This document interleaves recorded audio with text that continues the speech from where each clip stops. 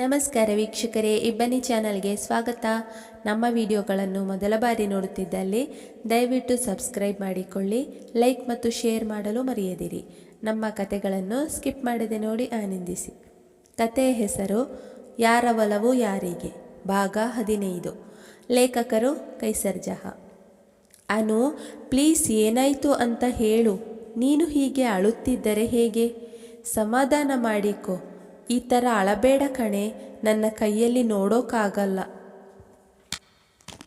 ಅದು ಅಕ್ಕ ಎಂದು ಇನ್ನೂ ಬಿಕ್ಕಿ ಬಿಕ್ಕಿ ಅತ್ತಾಗ, ಸರಿ ಬಿಡು, ನಾನು ಪ್ರಶಾಂತ್ನೊಂದಿಗೆ ಕಾಲ್ ಮಾಡಿ ಕೇಳುತ್ತೇನೆ ಎಂದು ಅನ್ವಿತಾ ಫೋನ್ ತೆಗೆದಾಗ, ಬೇಡ ಅಕ್ಕ, ನಾನೇ ಹೇಳುತ್ತೇನೆ ಎಂದು ಮನೆಯಲ್ಲಿ ನಡೆದ ವಿಷಯಗಳನ್ನೆಲ್ಲ ಹೇಳುವಳು. ಏನು, ಪ್ರಶಾಂತ್ ಹಾಗೆಲ್ಲ ಹೇಳಿದನ? ನಿನ್ನ ಮೇಲೆಯೇ ಸಂಶಯ ಪಟ್ಟಿದ್ದಾನೆ ಎಂದರೆ ನನಗೆ ನಂಬೋಕೆ ಆಗ್ತಿಲ್ಲಾನು. ಈಗ ಸಾಕು, ಸುಮ್ಮನಿರು, ಅಳಬೇಡ. ಏನು ಮಾಡುವುದು ಅಂತ ಯೋಚನೆ ಮಾಡೋಣ. ಹೇಗೆ ಆಗಿದ್ದೀಯ ನೋಡು. ಅಪ್ಪ ಅಮ್ಮನಿಗೆ ಗೊತ್ತಾದರೆ ಏನು ಅಂದುಕೊಳ್ಳಲ್ಲ ನಿನ್ನ ನೋಡಿದರೆ. ಹೇಳ್ದೆ ನಾನು ಆ ಸುಕನ್ಯಾಳಿಂದ ಸ್ವಲ್ಪ ಹುಷಾರಾಗಿರು, ದೂರ ಇರು ಅಂತ. ನಮ್ಮ ಯಾರ ಮಾತನ್ನು ಕೇಳದೆ ಅವಳನ್ನು ನಿನ್ನ ಗಂಡನಿಗೆ ಮದುವೆ ಮಾಡಿದೆ. ಹೋಗಲಿ ಬಿಡು, ನೀನು ಹೋಗಿ ಸ್ವಲ್ಪ ಹೊತ್ತು ರೆಸ್ಟ್ ಮಾಡು.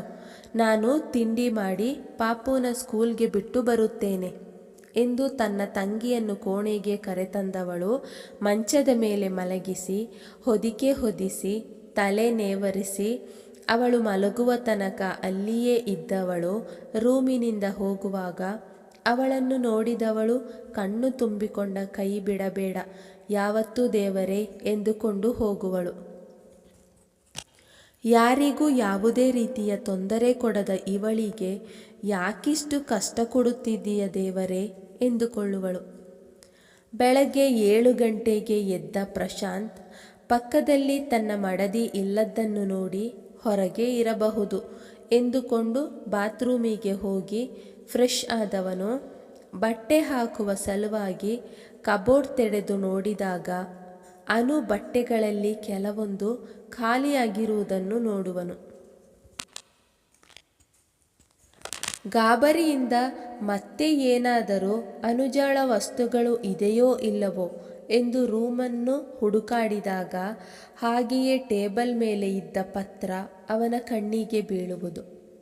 ಅದನ್ನು ತೆಗೆದು ಓದಿದಾಗ, ನನ್ನ ಪ್ರೀತಿಯ ಪ್ರಶಾಂತ್, ಯಾವಾಗಲೂ ನೀವು ನನ್ನ ಪ್ರೀತಿಯ ಪ್ರಶಾಂತ್ ಆಗಿಯೇ ಇರುತ್ತೀರಾ. ಆದರೆ ನಿಮಗೆ ನಾನು ನಿಮ್ಮ ಪ್ರೀತಿಯ ಅನುಜ ಆಗಿ ಉಳಿದಿಲ್ಲ. ನಿಮ್ಮ ಜೊತೆ ಇಷ್ಟು ದಿನ ಈ ಮನೆಯಲ್ಲಿ, ಈ ನಿಮ್ಮ ಕೋಣೆಯಲ್ಲಿ ಕಳೆದ ಎಷ್ಟೋ ಸುಂದರ ಕ್ಷಣಗಳಿವೆ. ಆ ಕ್ಷಣಗಳ ಜೊತೆ ನಿಮ್ಮ ಈ ಅಪನಂಬಿಕೆ, ಸಂಶಯ, ಅಲಕ್ಷ್ಯ ಎಲ್ಲ ಸಹಿಸಿಕೊಂಡು ಇರೋಕೆ ಆಗಲ್ಲ ಪ್ರಶಾಂತ್. ನಿಮ್ಮಿಂದ ದೂರ ಅಂದರೆ ಅದು ನನಗೆ ಸಾವು ಮಾತ್ರ. ಹಾಗಂತ ಈ ಮನೆಗೆ ನಾನು ಮತ್ತೆ ಬರುತ್ತೀನೋ ಇಲ್ಲವೋ ಗೊತ್ತಿಲ್ಲ. ಆದರೆ ನಿಮ್ಮ ಮನಸ್ಸಿನಲ್ಲಿ ಇರುವ ಸಂಶಯವನ್ನು ದೂರ ಮಾಡುತ್ತೀನಿ. ಯಾವತ್ತಿಗೂ ಎಂದೆಂದಿಗೂ ನಿಮ್ಮ ಪ್ರೀತಿಯ ಅನುಜ. ಅನು ಎಂದು ಮೆಲ್ಲನೆ ಉಸಿರಿದವನು ಹಾಗೆಯೇ ಮಂಚದ ಮೇಲೆ ಬೇಜಾರಾಗಿ ಕುಳಿತುಕೊಳ್ಳುವನು. ಇಲ್ಲ ಅನು, ನಿನ್ನ ಬಿಟ್ಟು ಬದುಕುವ ಶಕ್ತಿ ನನಗಿಲ್ಲ ಅನು. ಇಲ್ಲೇ ಇದ್ದು ಎಲ್ಲ ಬಗೆಹರಿಸಬಹುದು. ಆದರೆ ನೀನು ಈ ರೀತಿ ನನ್ನನ್ನು ಬಿಟ್ಟು ಹೋಗಿದ್ದೀಯಾ? ಇಲ್ಲ, ನಿನ್ನ ಬಿಟ್ಟು ನಾನು ಬದುಕಲ್ಲ ಅನುಜ ಎಂದು ಕೂಗಿಕೊಂಡು ಹಾಲಿಗೆ ಬರುವನು. ಪ್ರಶಾಂತ್ನಿಂದ ಈ ನಡೆಯನ್ನು ನಿರೀಕ್ಷಿಸದ ಸುಕನ್ಯಾ, ಏನಾಯ್ತು ಪ್ರಶಾಂತ್, ಯಾಕೆ ಹೀಗೆ ಕೂಗ್ತಾ ಇದ್ದೀರಾ?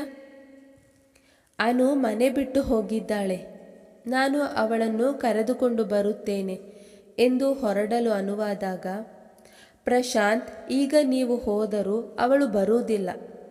ನಾವು ಕರೆದುಕೊಂಡು ಬರೋಣ, ಈಗ ಬೇಡ ಆಯ್ತಾ ಎಂದು ಅವನ ಕೈಯನ್ನು ಹಿಡಿಯುವಳು. ಇಲ್ಲ ಸುಕನ್ಯಾ, ನಾನು ಅನುಜಾಳನ್ನು ಈಗಲೇ ಕರೆದುಕೊಂಡು ಬರುತ್ತೇನೆ. ನನ್ನ ಮಾತು ಕೇಳಿ ಪ್ರಶಾಂತ್, ಈಗಲೇ ಬೇಡ, ನಾವೆಲ್ಲ ಹೋಗಿ ಕರೆದುಕೊಂಡು ಬರೋಣ. ನೀವು ಈಗ ಕೂಲಾಗಿ ಸಮಾಧಾನ ಪಟ್ಟುಕೊಳ್ಳಿ. ಅವಳು ಈಗ ಕೋಪದಲ್ಲಿ ಹೋಗಿದ್ದಾಳೆ. ನೀವು ಈಗಲೇ ಹೋದರೆ ಸರಿ ಬರಲ್ಲ ಪ್ರಶಾಂತ್ ಎಂದು ಹೇಳುವಳು. ಸುಕನ್ಯಾ ಹೇಳುವುದು ಸರಿ ಎಂಬಂತೆ ತನ್ನ ಮಗುವನ್ನು ನೋಡುವ ಸಲುವಾಗಿ ಸುಕನ್ಯಾಳ ರೂಮಿಗೆ ಹೋಗುವನು. ಅವನ ಹಿಂದೆಯೇ ಸುಕನ್ಯಾ ಸಹ ಬರುವಳು. ತನ್ನ ಮಲಗಿದ್ದ ಮಗುವನ್ನು ನೋಡಿದವನು ಸುಕನ್ಯಾಳ ಕಡೆಗೆ ತಿರುಗಿ, ನಮ್ಮ ಮಗು ಮೇಲೆ ಆಣೆ ಮಾಡಿ ಹೇಳು, ನೀನು ಅನುಜ ಬಗ್ಗೆ ಹೇಳಿದ್ದೆಲ್ಲ ನಿಜಾನಾ? ಅವನ ಈ ಪ್ರಶ್ನೆಗೆ ಭಯಪಟ್ಟವಳು ತರತರ ನಡುಗುವಳು. ಪ್ರಶಾಂತ್, ಯಾಕೆ ಹೀಗೆ ಕೇಳ್ತಾ ಇದ್ದೀರಾ? ನಾನು ಕೇಳಿದ್ದಕ್ಕಷ್ಟೇ ಉತ್ತರ ಕೊಡು ಸುಕನ್ಯಾ. ಮೊದಲು ನನ್ನ ಪ್ರಶ್ನೆಗೆ ಉತ್ತರ ಕೊಡು. ಹೌದು ಪ್ರಶಾಂತ್, ನಿಜಾನೇ. ಸುಕನ್ಯಾ, ನಾನು ಕೇಳಿದ್ದು ನಮ್ಮ ಮಗು ಮೇಲೆ ಆಣೆ ಮಾಡಿ ಹೇಳು, ನೀನು ಅನುಜಾಳ ಬಗ್ಗೆ ಹೇಳಿದ್ದೆಲ್ಲ ನಿಜಾನಾ ಅಂತ ಜೋರಾಗಿ ಕಿರುಚುತ್ತಾ ಕೇಳುವನು. ಇಕ್ಕಟ್ಟಿನ ಪರಿಸ್ಥಿತಿಯಲ್ಲಿ ಸಿಲುಕಿದ ಸುಕನ್ಯಾ, ಸಾರಿ ಪಾಪು, ಈಗ ನಾನು ನಿನ್ನ ಮೇಲೆ ಸುಳ್ಳು ಆಣೆ ಹಾಕಲೇಬೇಕು, ಸಾರಿ ಎಂದು ಮನಸ್ಸಿನಲ್ಲಿ ಹೇಳಿಕೊಂಡವಳು, ಹೌದು ಪ್ರಶಾಂತ್, ನಮ್ಮ ಮಗು ಮೇಲೆ ಆಣೆ, ನಾನು ಹೇಳಿದ್ದು ನಿಜ ಎನ್ನುವಳು. ಆದರೂ ಪ್ರಶಾಂತನ ಮನಸ್ಸಿಗೆ ಸಮಾಧಾನವಾಗುವುದಿಲ್ಲ. ಅವನ ಮನಸ್ಸು ಈಗಲೂ ಅನುಜ ಹೇಳುತ್ತಿರುವುದು ನಿಜ ಎನ್ನಿಸುವುದು. ಏನೊಂದು ಮಾತನಾಡದೆ, ತಿಂಡಿಯನ್ನು ತಿನ್ನದೆ ಸೀದಾ ಆಫೀಸಿಗೆ ಹೋಗುವನು. ಪವನ್ ಮತ್ತು ಮಮತಾರವರು ತಮ್ಮ ಕೋಣೆಯಿಂದ ಇನ್ನೂ ಹೊರಬಂದಿರುವುದಿಲ್ಲ. ಹಾಗಾಗಿ ಅನುಜ ಪ್ರಶಾಂತ್ ನಡುವೆ ನಡೆದ ವಿಷಯಗಳು ಏನು ಎಂಬುದು ಗೊತ್ತಿರುವುದಿಲ್ಲ. ಸುಕನ್ಯಾ, ಪವನ್ ಮತ್ತು ಮಮತಾರವರು ತಿಂಡಿ ತಿನ್ನುವುದಕ್ಕೆ ಡೈನಿಂಗ್ ಟೇಬಲಲ್ಲಿ ಕುಳಿತುಕೊಳ್ಳುವರು. ನಂತರ, ಸುಕನ್ಯಾ, ಪ್ರಶಾಂತ್ ಎಲ್ಲಿ? ಅಮ್ಮ, ಅವರು ಇವತ್ತು ಆಫೀಸಿಗೆ ಬೇಗ ಹೋದರು. ಮತ್ತೆ ಅನುಜ ಎಲ್ಲಿ? ಅವಳನ್ನು ತಿಂಡಿಗೆ ಕರಿ ಎಂದಾಗ, ಅನುಜ ಮನೆಯಲ್ಲಿ ಇಲ್ಲ ಅಮ್ಮ, ಎಲ್ಲಿ ಹೋಗಿದ್ದಾಳೋ ಏನೋ ಎಂದು ಉಡಾಫೆಯಿಂದ ಉತ್ತರಿಸುವಾಗ, ಏನು, ಅತ್ತಿಗೆ ಮನೆಯಲ್ಲಿ ಇಲ್ಲವಾ? ಅನುಜ ಈ ಮನೆಯಲ್ಲಿ ಇಲ್ಲ ಪವನ್, ನನ್ನ ಮನೆಯಲ್ಲಿ ಇದ್ದಾಳೆ ಎಂದಾಗ ತಿರುಗಿ ನೋಡಿದವರು ಅನ್ವಿತಾ ಎಂದು ಬೆಚ್ಚಿ ಬೀಳುವರು. ಥೂ, ಇವಳು ಬೇರೆ ಯಾಕೆ ಬಂದಳೋ, ಹೇಗೋ ಎಲ್ಲರನ್ನೂ ಒಂದು ರೀತಿಯಾಗಿ ಮ್ಯಾನೇಜ್ ಮಾಡ್ತಾ ಬಂದಿದ್ದೆ ಎಂದು ಮನಸ್ಸಿನಲ್ಲಿಯೇ ಗೊಣಗಿಕೊಳ್ಳುವಳು ಸುಕನ್ಯಾ. ಹೌದು ಆಂಟಿ, ನಾನೇ.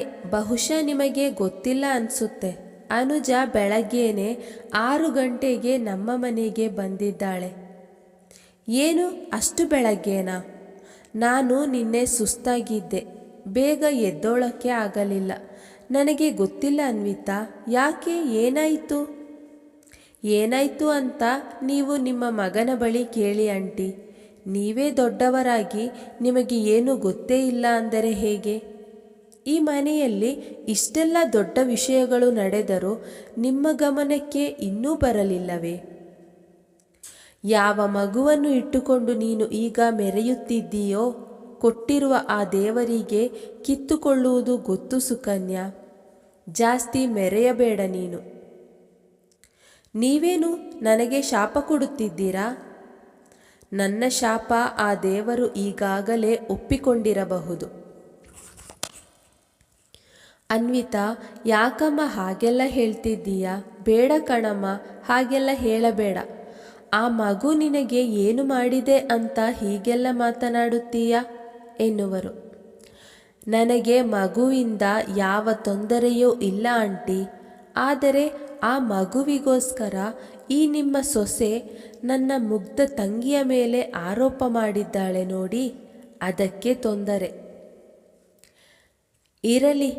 ಇರಲಿ ಬಿಡಿ, ದೇವರಿದ್ದಾನೆ, ಅವನು ಕೊಡುವ ಏಟು ಸಾಕು, ಅದು ಎಲ್ಲರಿಗೂ ಸಿಕ್ಕೇ ಸಿಗುತ್ತದೆ. ಇದಕ್ಕೆ ನೀನು ಹೊರತಲ್ಲ ಸುಕನ್ಯಾ. ತನ್ನ ಗಂಡ, ಈ ಮನೆ, ಈ ಆಸ್ತಿ ಎಲ್ಲವನ್ನೂ ನನ್ನ ತಂಗಿ ನಿನಗೆ ಕೊಟ್ಟಿರುವ ಭಿಕ್ಷೆ. ಜೀವಿಸು, ಎಷ್ಟು ದಿನ ಆರಾಮಾಗಿ ಇರುತ್ತೀಯಾ ನಾನು ನೋಡುತ್ತೇನೆ.